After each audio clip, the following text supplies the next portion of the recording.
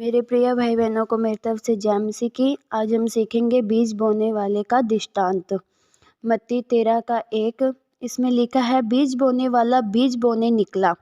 उसमें से एक बीज रास्ते के किनारे गिरा, दूसरा पथरीली भूमि पर गिरा और तीसरा झाड़ियों में और चौथा अच्छी भूमि पर गिरा। आमीन। जो पहली जगह है वहाँ पर लिखा है, चिड़ियों ने आकर वचन ले गया। ये बीज है परमेश्वर का वचन। खेत क्या है? आपका और मेरा मन। बाइबल में चिड़िया को शैतान दर्शाया है, जो बीज अर्थात वचन उठाकर ले गया। मत्ती 13 का 18 में लिखा है, अब तुम बोने वाले का दृष्टांत का अर्थ सुनो। जो कोई राज्य का वचन सुनकर नहीं समझता, उसके मन में जो कुछ बोया गया था उसे वह दुष्ट आकर छीन ले जाता है। परमेश्वर का वचन हमारे मन के लिए बनाया गया है। किसी के लिए परमेश्वर उद्धार का वचन तो उसके पास वह पहुंचाता है। बीच में चिड़िया अर्थात शैतान जिंदगी से उद्धार का वचन ले जाता है।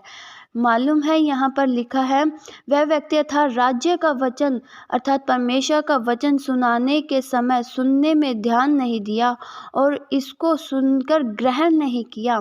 जो इसको सुनाया गया था वह इसके लिए उद्धार का वचन था, इसलिए उसकी ज़िंदगी से उठाकर ले गया।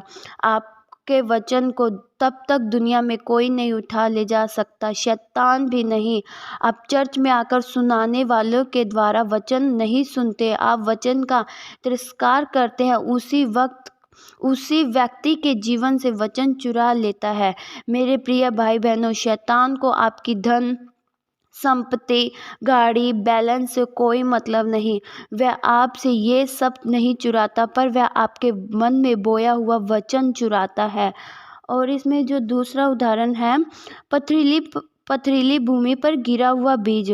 पथरीली भूमि पर गिरा हुआ बीज वे है जो नीचे तक उसका जड़ नहीं गया। वह जीवन में उग तो गया था, पर परमेश्वर के वचन के कारण क्लेश आया, तकलीफ आया, मसीहत जीवन वहाँ ख़त्म हो गया। मीन्स प्रार्थना सभा, कई लोग प्रार्थना सभा में यीशु मसीह की जय प्रार्थना सभा से बाहर निकलते हैं। जब कोई यीशु मसीह के लिए टोकना शुरू करता है, जब अपने ही परिवार से सताव आएंगे, वचन के द्वारा कईयों के विश्वास खत्म हो जाते हैं। पर बोलना अच्छी बात है, पर जब दुख आए, जब तकलीफ आए, क्या आप तब भी परमेश्वर के पीछे चलते हैं? और तब विश्वास खत्म हो जाता है, सभा में दिखना बंद हो जाते हैं। फिर लोग सोचते हैं, अरे वह बहन तो कितना प्रार्थना करती थी, गाना गाती थी, अब क्यों नहीं दिखती? वह इसलिए नहीं दिखती क्योंकि उसका बीज पथरीली भूमि पर गिरा था, इसलिए धूप पाई, क्लेश आया, वह पौधा सूख गया। तीसरा है झाड़ियों में गिरे बीज। मत्ती 13 का 22 में लिखा है, जो झाड़ियों में बोया गया वह है जो वचन को सुनता है, पर इस संसार की चिंता और धन का धोखा वचन को दबाता है और वह नहीं फलता। झाड़ियाँ क्या है? संसार की चिंता, धन, धोखा, पैसा और दुनिया उनको नहीं छोड़ रहा। यीशु मसीह के लिए पूरा दिल है, पर जब दुनिया को देखता है तब वो भी चाहिए, ये भी चाहिए और यीशु मसीह भी चाहिए।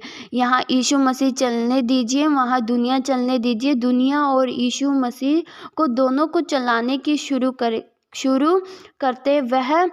करते हैं वह खतरनाक मोड़ है। यीशु नहीं रहेगा, वहाँ केवल दुनिया ही रहेगी।